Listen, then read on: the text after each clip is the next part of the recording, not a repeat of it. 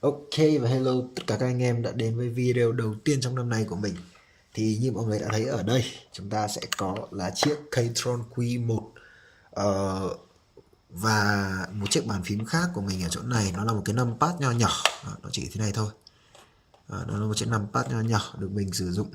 Tức là đây là hai cái bàn phím mà cuối cùng của năm ngoái mình đã mua và build. Thì hôm nay chúng ta sẽ đến với nhân vật chính là chiếc Keytron Q1 ha. Ok, thì đầu tiên để mà nói thì chiếc Keytron Q1 này của mình là bản nội địa. Và nếu như mọi người muốn xem phần mở hộp thì đấy. Suýt vãi chưởng ạ. Nào, bình tĩnh. Ui, giết thật đấy. Rồi. Như một Nào. Mở ra bên trong là gì? Bên trong là gì? Bên trong lại là một cái hộp nữa à? Đây, chúng ta sẽ có cọng cáp. Đây là cáp custom. Cắm hai cái đầu đít này lại với nhau xong rồi. Từ từ cắm đúng chưa nhỉ? Không cắm đúng lại trừ chưa? Đây. Đấy, xong bắt là. Đấy, Ok, thế là bắt ít nhá. bạn đã có cổng C. Thực ra thì nó là C2C. Đây, nó là C2C nhưng mà nó cho bạn một cái cổng này. Đấy, thế là thầy bạn thấy có B2C. Ok. Được. Xoắn tít thỏ luôn. Slicer. Đây là trông nó to nhỉ? đây là con switch. Đây là con switch của con này. Nó là con này là con Gateron Phantom Yellow. Nó là Lylia. Con này là pre-loop rồi, đây là gõ mượt đó, nghe mượt. Cái này là Việc quay này không phải là lên YouTube đúng không? không. Được tốt. Cái này là form gasket này. Cái đây là form gasket này. Đó. Rồi. Tiếp theo chúng ta sẽ có ở đây là túi keycap phụ nó cho thêm vào. Cái này nó là bao gồm có cả numpad với cả một vài nút khác nữa. Cái gì này? Đây là keycap này hoàn toàn là ABS double shot. ABS double shot. ABS à? Sao không phải TVT? Này hỏi hãng. Nhưng mà đây này, chất lượng ngon phết.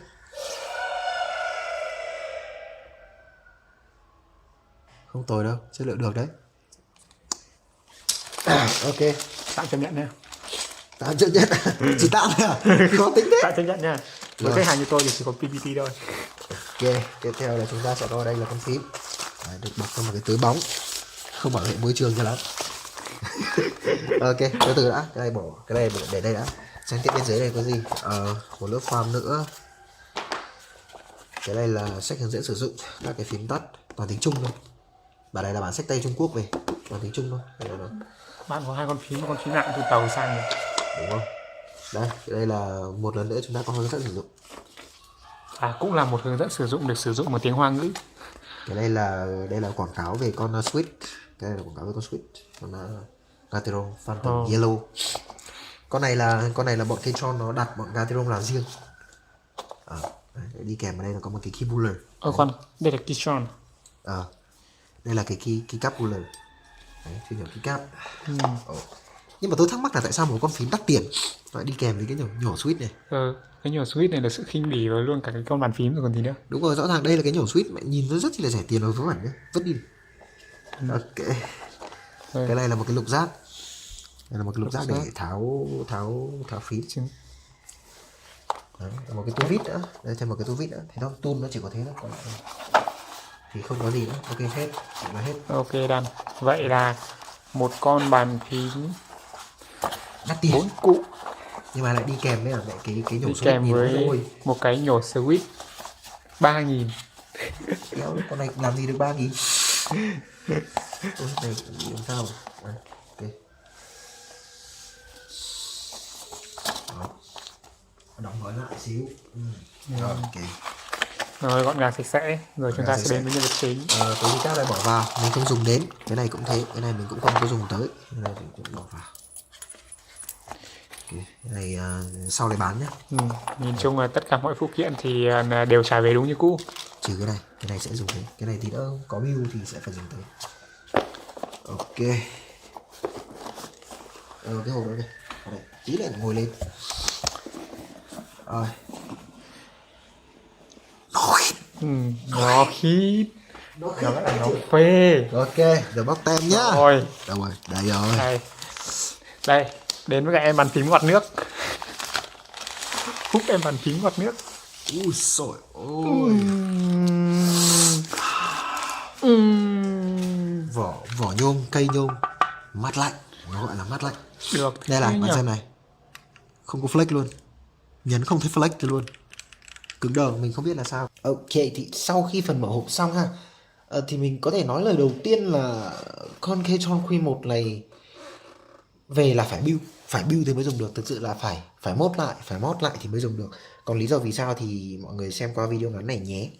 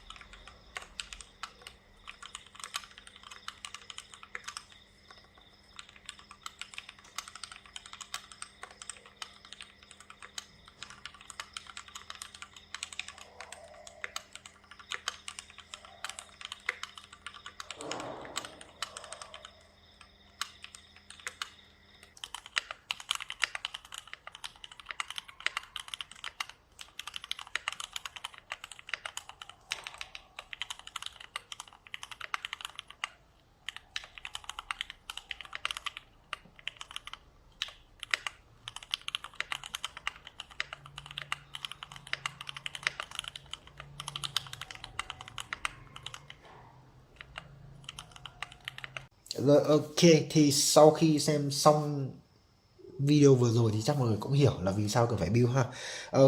Con này khi mới đầu được mang về thì nó có khá nhiều thứ ở bên trong đó, nó có khá nhiều thứ bên trong. Con này ban đầu nó đã bao gồm có bản stock ấy, tức là khi mới mua về nó đã có sẵn được hai cái lớp form bên trong rồi, và nó được lót hai lớp form bên trong, nhưng mà cái phần vang với cái thứ nó vẫn nó vẫn bị một cách khá là nó khó chịu cực kỳ luôn. Mọi người nghe video thì chắc mọi người cũng thấy. Thì ở đây video này thì chiếc phím này là mình đã build mod xong hết rồi nha, mình đã mod xong hết rồi. Và ở đây thì mình sẽ cùng với mọi người mở ra và mình sẽ nói lại những gì mình đã mod cho con này ha. Thì con này cần phải mod nó cũng không quá nhiều đâu, thực sự thì cơ bản thì theo như mình thấy thì nó cũng không nhiều đến ngưỡng mà để mà phải nói là nó cần phải mod nhiều lắm đâu. Thực ra thì đúng công nhận là con này phải mod lại thì mới dùng được, nhưng mà không đến ngưỡng là quá nhiều. Tức là theo như mình thấy thì mod như thế nó không có gì là quá kinh khủng. Đợi mình xíu.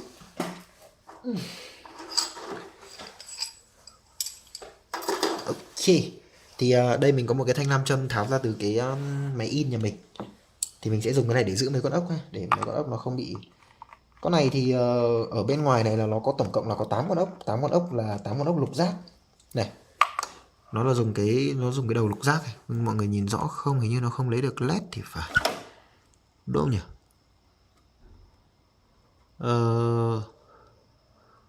Đó, thì nó dùng cái đầu lục giác này, nó bé bé thôi. Mình cũng không biết là số bao nhiêu, nhưng mà trên cái đây của mình có, nó có cho theo cả, nó có cho theo ở trên cây ấy. Chắc mọi người xem trong video cũng thấy thì nó có cả đấy. Thì bản này của mình là bản nội địa. Tại sao mình lại mua bản nội địa? Bởi vì thứ nhất là mua bản nội địa nó rẻ hơn. Nó rẻ hơn khá khá. Thứ hai nữa là bản nội địa có một cái option mà hiện tại bản quốc tế vẫn chưa có, là của con này của mình là cái Switch Gateron Phantom Yellow. Thì bản quốc tế là đang chưa có cái đấy. Thì cái bản Yellow với cả bản Red nó giống như là cái Switch Red với cả Switch Yellow bình thường của Phantom ấy, của Gateron ấy. Thì bản Yellow này thì cũng được preload, dùng khá là mượt, khá là êm. Thì ngon nghẻ phết. Ok. Thì con này lúc mới ra thì nó được đánh giá là cái gì? Kẻ nhún nhảy ác nhất thế giới. Rồi best bàn phím tốt nhất dành cho người mới chơi mẹ trong phân khúc cao cấp ấy chả. Rồi rất nhiều thứ được đề cập ra, Đấy, có một vài người còn cho rằng con này khi nó ra mắt nó sẽ là kẻ hủy diệt đối với cả GMK Pro, một trong những con bàn phím mà đang làm mưa làm gió tại thời điểm đấy.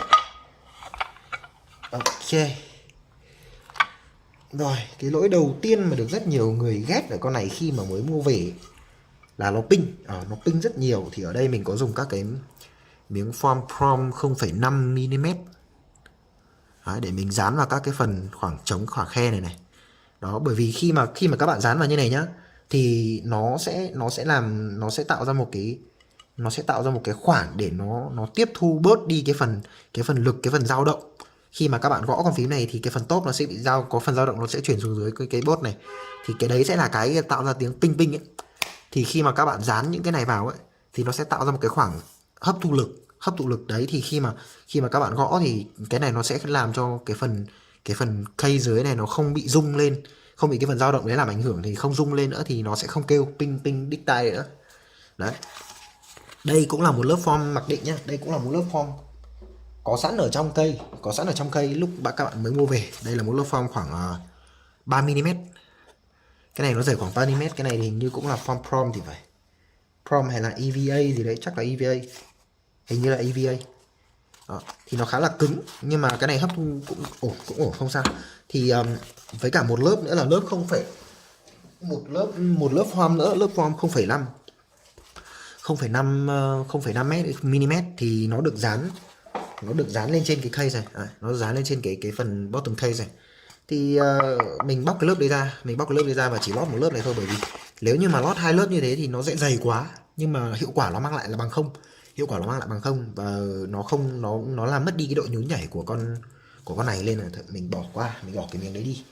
Ok, thì bước vào phần này thì mọi người có thể thấy đây là cái cáp kết nối giữa cái motherboard với cả cái PCB, cái này. Đó, đây nó sẽ hơi khác với bản quốc tế. Bản quốc tế nó sẽ chỉ là một cái cọng cáp mỏng mỏng ấy, kiểu như cáp màn hình ấy. Nó mỏng, nó nhỏ nhỏ, cái đấy dễ đứt hơn. Còn cái này thì nó lại như này, nhưng mà cái này thì lại lồi lên, thì thành ra là nó sẽ khá là dễ bị nó kiểu nó gọi là làm cho cái phần này nó bị lồi lên ấy, thì cái khoảng trống ấy nó bị chiếm đi. Đây cái cáp đây, cái cọng cáp này nó sẽ như này. Đây là bản nội địa ha. Bản nội địa thì sẽ có cọng cáp như này. Ok, thì sau khi tháo cái phần bottom ra thì mọi người sẽ thấy được ngay ở đây phần PCB mình đã tape mod cho nó hai lớp. Đó, mình đã tape mod cho nó hai lớp ở đây. Đó, thì cái việc tape mod này là để hạn chế cái tiếng vang của nó ấy, hạn chế cái tiếng vang của cái bàn phím này. Như mọi người thấy thì kể cả ngay từ ban đầu khi mà nó lót hai lớp form nha, thì gõ nó vẫn cứ bị vang. Nó vẫn cứ bị vang, cái tiếng vang nha, không phải tiếng ping nha, nó bị vang ấy, cái âm nó bị vang ấy. Thì khi mà vào trong này thì các bạn lại phải dùng một cái tu vít đầu cộng. Con này lại bên ngoài thì dùng ấy, nhưng mà bên trong lại dùng tu vít đầu cộng. Đây, bên trong này dùng một con tu vít đầu cộng. Đấy, để mình tháo ra. Rồi. Ok, thì nếu như mà mọi người có để ý đến cái video mà lúc mình bảo là lúc mình so sánh trước lúc mod với sau lúc mod ấy, thì chắc mọi người cũng sẽ nghe thấy cái âm của cái nút cái âm phím dài của nút space ấy, nó lọc sọc, nó khá là lọc sọc, nó không được đều, nó không được ngon. Thì đấy là do cái PCB, đấy là do cái thanh quai nó bị cong.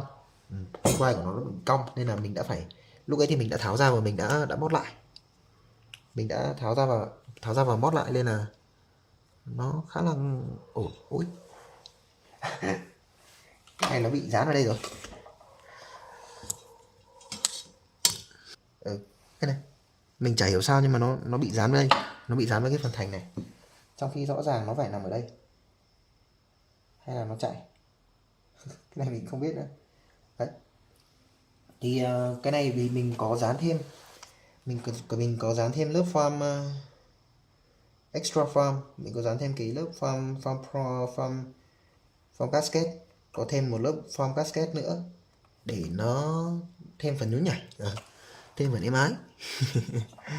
Ok, đây nó sẽ là như thế này ha. Đúng rồi, đây là cái phần mạch PCB. Đấy, Thì ở đây thì mọi người có thể thấy cái badge, thấy cái ẹp gắn vào đây. Cái này thì nó có hỗ trợ cho các bạn làm cả nút, tức là nếu như các bạn thích thì các bạn thể tháo cái này ra và làm thành một nút nữa, nó thêm được một nút nữa. Còn nếu như không thì mod thêm cho nó cái núm xoay cũng được, nhưng mà mình không thích lắm nên là mình để lại. Cái này nhìn cũng hay hay. Đấy, nhìn nó khác biệt so với những con còn lại. Rồi, ok, thì đây là phần PCP. Thì đầu tiên là phần test mod thì mình nói rồi. Rồi mình bỏ ra mình cân lại hết tất cả các cái start, tất cả thanh quay. Đấy, nó vẫn bị hơi tích tích nhẹ. Thực ra thì cái start stop của con này nó ổn, khá là ổn, nên là nếu như mà các bạn mod lại được ổn ấy, các bạn thì có thể dùng được, ngon, không sao, không vấn đề, không cần thiết phải thay lắm. Nếu như mà bạn nào khó tính quá thì có thể thay. Đấy, đây là cái này. Đó. Thì cái này sau khi cân lại hết thì ngon thôi, sau khi cân lại hết thì êm hết. Còn đây mình có dán thêm đây, dán thêm hai cái, tức là lúc đầu thì nó sẽ chỉ có 4 cái miếng hai bên này với cả hai bên trên này, thì các bạn dán thêm 2 miếng ở hai bên giữa này với cả hai bên ở hai bên hông, hai bên ngang này. Đó. Đấy, thì cơ bản thì mình mod thì hầu hết là chỉ có thế thôi, với cả mình dán cái pass switch nữa. Thực ra thì mình lúc đầu mình cũng có nghĩ về việc là dùng cái form PE ấy, nhưng mà cái form PE đấy thì mình lại không thích cái tiếng nổ bó của nó, mình thích nó âm nó trầm hơn, thế là mình đã dùng cái pass switch loại prom ấy. Thì nghe âm nó sẽ khá là trầm, mà nó không khá là đầm mà trầm ấy, nó không bị nổ ấy. Mình không thích nghe tiếng nổ pop pop pop pop pop đấy. Đây là mình dùng cái này và nó cũng khá là ổn đấy. Thì con này nó chỉ có hai vấn đề lớn nhất là, một là nó holo, hai là nó bị hai là nó bị ping thôi. Thì khi mà xử lý xong hai cái đấy rồi thì đến phần switch, đến phần start. Thì start con này nếu như mà theo như mình thấy thì nó cũng lại hơi hên xui, nó lại khá là hên xui, bởi vì mình thấy nhiều người là cái start switch khá là ngon, mua về là dùng được luôn chứ không phải. Cái này của mình là bản full nhá, này của mình là bản full hết luôn, tức là mua về là có hết rồi, mua về là có hết cả switch các thứ nữa. Nhưng mà ở cái keycap kia thì mình hơi không thích, bởi vì nó là ABS double shot, mà mình thì không thích cái âm của ABS lắm, bởi vì ABS nghe nó hơi đanh. Mình thích âm của BBT hơn, BBT thì nó trầm hơn xíu. Ok, mình đang ở các bước cuối cùng để lắp lại con này rồi. Thì đấy, thì mình có tháo ra cho mọi người xem, thì nó cũng đơn giản thôi, mình mod cơ bản, nó không có gì là quá kinh khủng, quá ghê gớm. Đấy, nó chỉ có thế thôi, nhưng mà nó cải thiện được rất nhiều các trải nghiệm của các bạn trong quá trình sử dụng. Thì con này thì nó chỉ đúng rồi, quên không nói về start, thì con này nó chỉ hỗ trợ start PCB mount thôi, nó không hỗ trợ stable blade mount.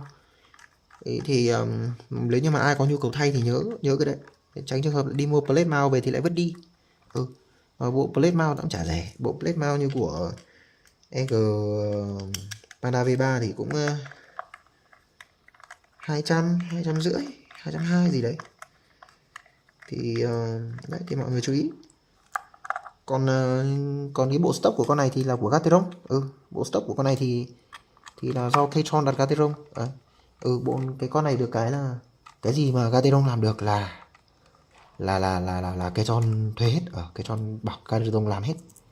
Thế là thành ra là các bạn nhìn đâu thấy Gateron, từ cả cái socket hot swap cũng Gateron, cái switch thì là của Keytron đặt riêng Gateron rồi, thì tên là Gateron Phantom gì đấy, có màu đấy, có red, có yellow, có brown, có blue đấy. Thì anh em thử.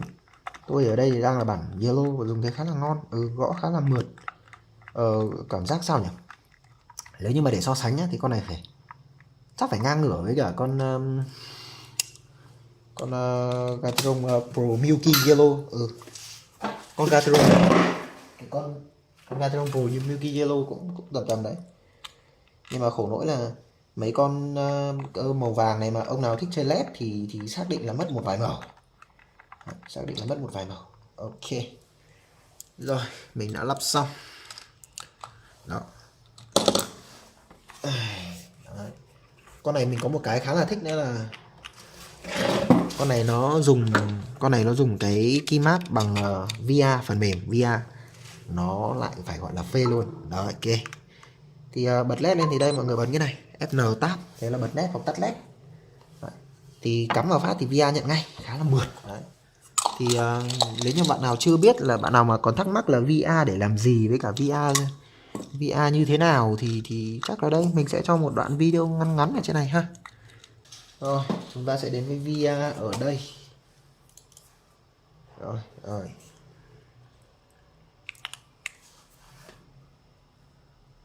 Ờ, rồi thì đây là VR ha, đây là VR này. Đấy thì mọi người có thể chỉnh các cái nút, chỉnh các cái nút ở đây, chỉnh rất chi là cơ bản đây này. Ví dụ các bấm vào đây nhá, nó sáng lên nhấp nháy như này. Đấy, các bạn chọn bất kỳ một nút nào trên đây, nó có rất nhiều, nó có đủ hết, nó có đủ hết tất cả, có cả media này. Đấy, nó có cả macro này. Đấy, nó có layer đấy, các cái layer này, rồi special này. Đấy, thì nó có đủ hết. Đấy, basic này. Đấy, nhưng mà có một cái này thì lại là, con này thì lại là không chỉnh được, không chỉnh được led, không chỉnh được led ở trên, không chỉnh được led ở bằng VR. Đấy, ví dụ như đây nhá, mình có con này, đây sẽ là đấy, đây ví dụ như đây có một con phím này của mình, đây con này là con lampad vừa nãy mình cho mọi người xem đấy. Thì đấy thì nó có thể, đây nó có thêm cái phần lighting này, đấy nó chỉnh được cả ánh sáng, nó chỉnh cả led nổ ở trên này. Đấy, còn con Q1 thì không có, cũng hơi tiếc đấy. Thì ok, đó là những gì mà mình sẽ cho mọi người xem ở đấy thôi. Còn về âm sound test thì đây chắc là mình sẽ cho mọi người xem sound test một xíu.